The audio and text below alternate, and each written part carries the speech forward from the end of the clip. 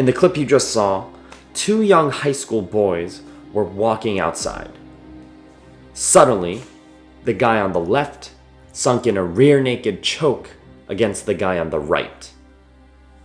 Now, a rear naked choke essentially cuts one's blood and airflow off to the brain, causing one to go unconscious. Another effect it can have is damaging the trachea and throat area from the sheer force of one's strength pulling back on the neck.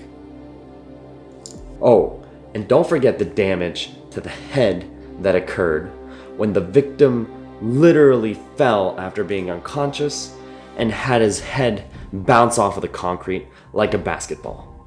Now, it's been reported that the victim has received brain damage, that he's had epileptic episodes and or seizures, that his mental capacities in certain ways have been reduced to an elementary school level.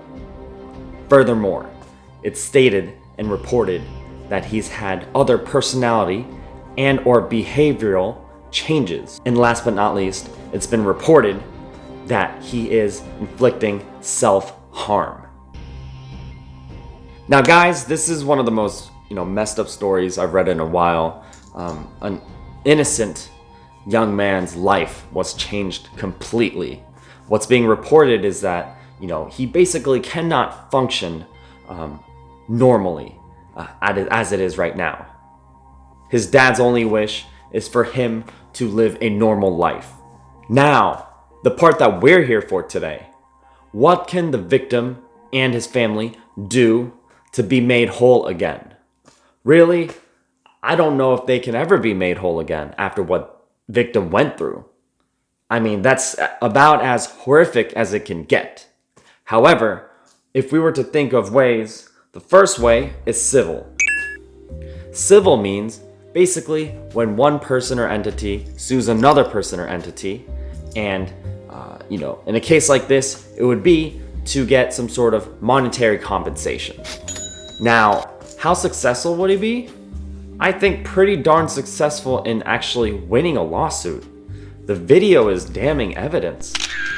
It's really damning evidence. The only problem is, after you sue and win, how are you gonna get any monetary damages from that? Assuming the kid is in high school and he's just a normal kid, what would be his ability to pay the damages?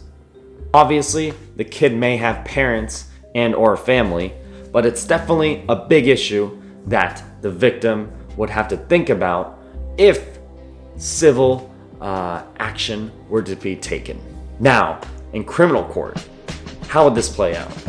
If the prosecutor were to try to pursue and start a criminal case against the individual who actually performed the rear naked choke, how would they do it? First off, they would have to think about the fact that the perpetrator is a minor. And so, usually, against minors, a different set of laws would apply. One that's specifically for minors. And as you could probably guess, it can very likely be less harsh than the laws that apply to the adults.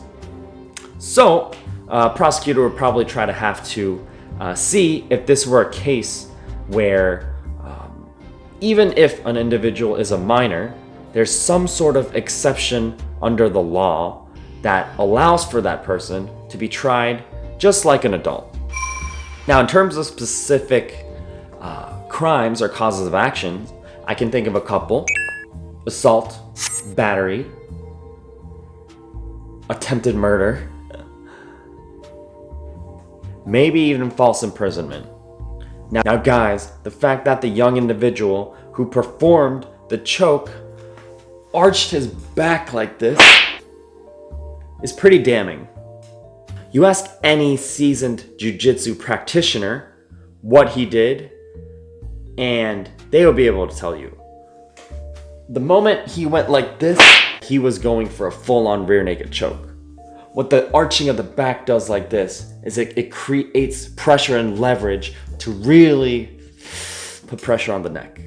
So guys, that was our story of the week. it's,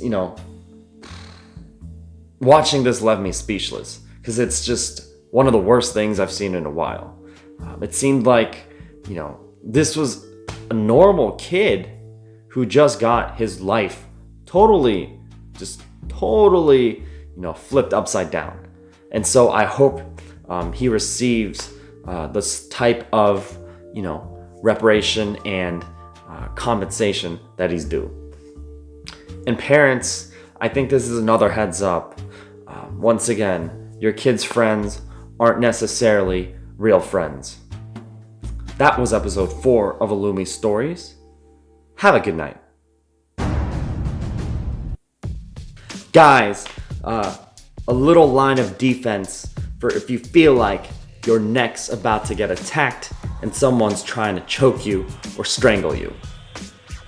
One big movement.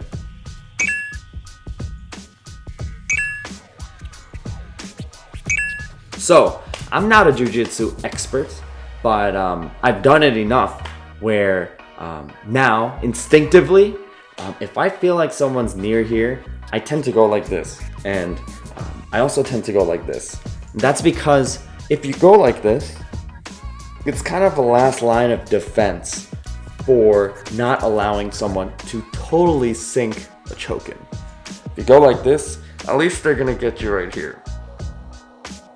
Now, they could really crank from here too, and that would hurt like hell.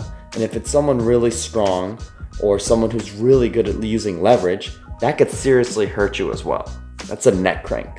But if it's someone really coming at you with bad intent, at least they didn't sink the choke in entirely and make you go unconscious in a few seconds.